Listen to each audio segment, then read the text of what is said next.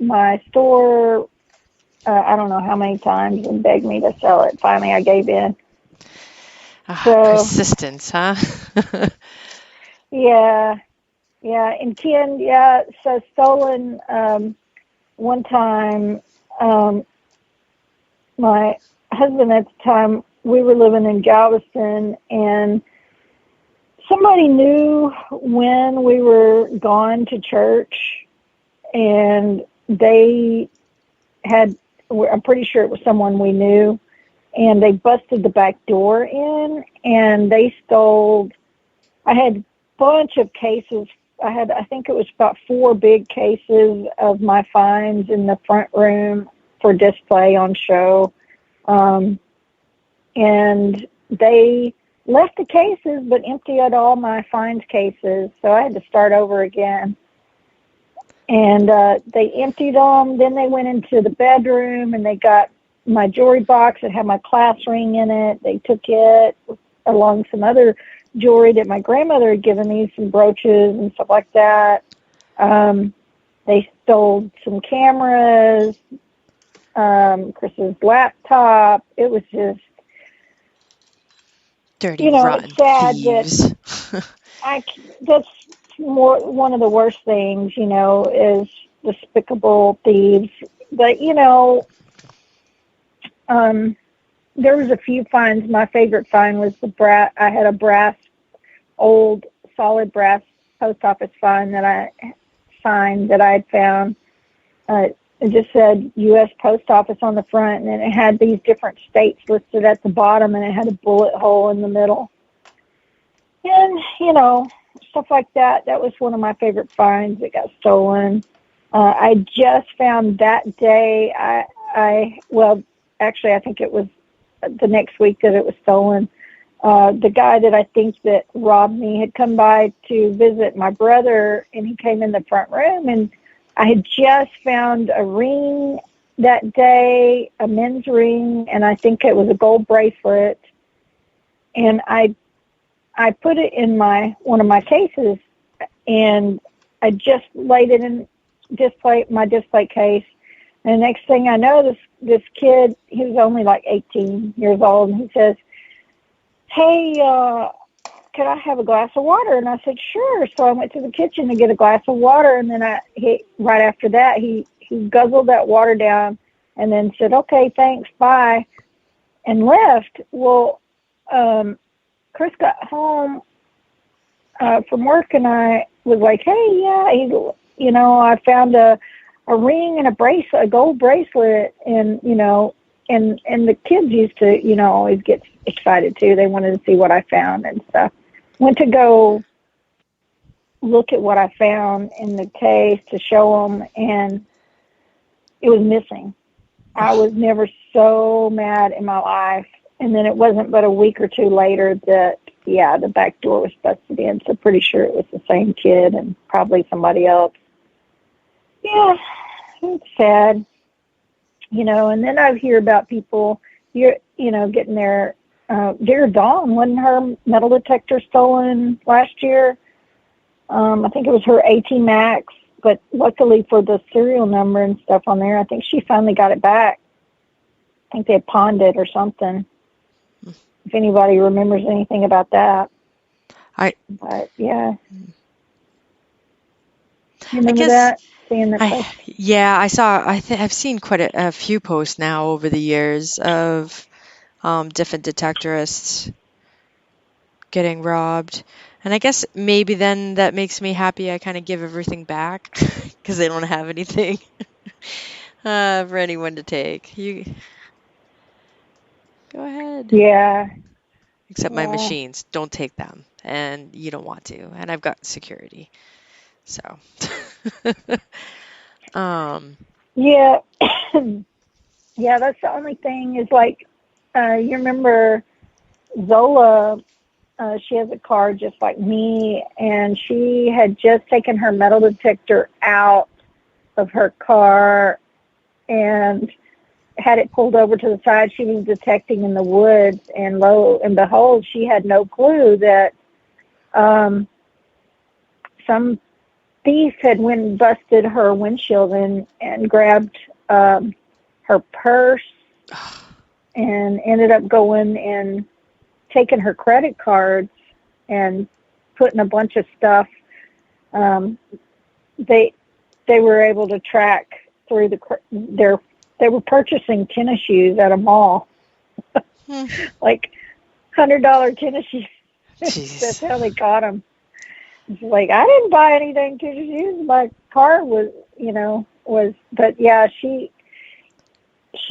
luckily didn't have, sometimes we bring a backup detector and stuff in our car and stuff. So maybe I need to beef up on the security in my car, especially when I'm out hunting, because I just got my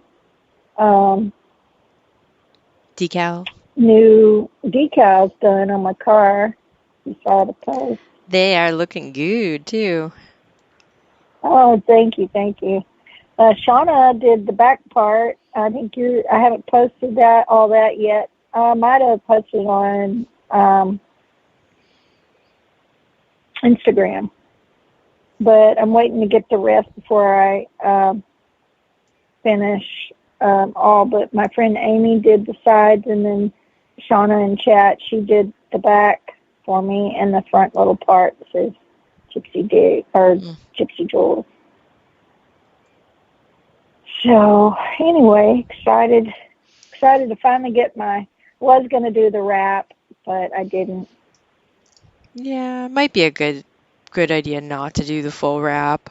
I mean, it is really neat, but it's also like your vehicle sticks out even more so than like I actually got rid of my vanity plates. I'm like, yeah, I don't need those. Well, yeah, I hear you. You still have your white sticker, don't you? Yes, I'm having a hard time I just every time I go to scrape off the field team sticker, I'm like, I get it. Today, just something. Today, I got a call from Keith Wills. So those of you that don't know, Keith Wills has a metal detecting store not far from me. I bought my first Garrett metal detector from Keith many moons ago. But Keith Wills was in a recent, he flipped his pickup and totaled his pickup. So he's carless, and he might not want me to tell the rest, but he's been telling everybody else. But his wife left him too, said she's not his caretaker. So he's been stranded there. So I brought him dinner or lunch a few days ago. Dad and I went to go visit him, and we hung out with him, and I brought him lunch. And then today he called me. He was needing help to get on a ladder and get some of his coils down, and he was looking for some white coils that he had to sell a guy. And so I went to help him get those down for this customer and stuff, so he could take photos and send them to his customer that had bought one of the old whites machines that he had in stock. But he still has quite a few whites, especially if anybody's needing coils. If you got a whites machine and you need a coil, let me know, and I can contact Keith for you. Can you see if I need a TRX. Mine got taken. Okay. There's no returning it. I've got my pink TRX, but now I don't have a backup. I have to have a backup. I have to. So I've been watching eBay. They are one heck of a pinpointer to try to find. Everybody who uses them loves them. Text me and remind me. I didn't see any in a shop today, but you never know. He might have it put somewhere that I just don't know about. No, so I will absolutely. Because I volunteered for him today. He's got so many coils, and they're unorganized and all that. So I told him, and then also the newer coils, separate the newer coils from the older coils. I said, Keith, whenever you want, what we need is we'll fix up different boxes for each one, and those that you have a bunch of multiples of the same one, what I will do is I can go up there and I can take all the Garretts and all the Fishers and, all the different ones and start, organizing that for him and then put them in separate boxes. So that's my plan, is to start helping him organize that, because he sure can't get up on that ladder or a ladder on those tall stuff. He's using his walker now. Oh. So did he get hurt too with the truck? Yeah, and he just had that surgery, that spinal and hip and back surgery, and it's just been one thing after another, and then now his wife. So I may have to see how else I can go help him this next week. Like, he gets detectors or things he needs to ship out, run to Longview to ship some of that for him. But anyway, he did mention that he would love to get on here and be one of our guests and talk about the different laws about metal detecting. So, and we could do a series if you want. He said pick any subject that anybody wants to know about, and he's definitely one that he should be writing a book, not me. I should have picked his brain for my book, but I didn't. But he should be the one writing the book, definitely not me, because he's been doing this so long. But if you've got like the recorder, like where you can record just sound, like I use it for like doctor's appointments or things like that, so I can keep things straight. That would be great. So you could sit down and he can tell you some stories, and you can hit record and like have the back and forth without having to sit down and type. Yeah, I could do that. Maybe that would be a second book, because I am pretty much to the point where all I have to do, I just spoke with V, y'all know V, Victoria. We had her on the podcast, and she's got Adobe InDesign, and she's going to take it and put what I've got into there and help me get it all, the proper layout before it goes to print and stuff. And I don't have my table of contents done yet. So just a few more things. So before I get this. And then Ken, I noticed Ken's in chat. Those of you that don't know, be sure and go listen to his recent, he was a guest. Last week. And he has his brand new book, Volume 1 of Beneath Our Feet. If you haven't checked that out, be sure and check that out. And also, I think in chat, Mark Hoover, which he's in his book as well, but he wrote from Adventures, Mark Hoover from Adventures in History, wrote his foreword, and guess what? Mark's going to write my foreword for my book as well. So really excited about that. Very awesome. So anyway, and exciting stuff happening. That is super exciting. And Sean, so I can see chat.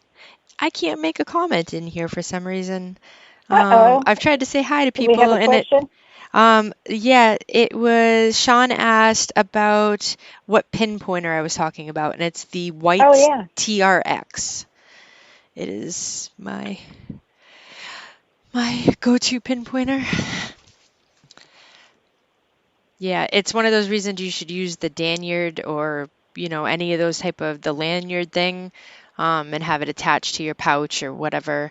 I had been carrying a giant piece of a vehicle, like a muffler or something that had come out on the cornfield that I was detecting, and I'm like, oh, this will absolutely ruin their machines. And so I threw it over my pouch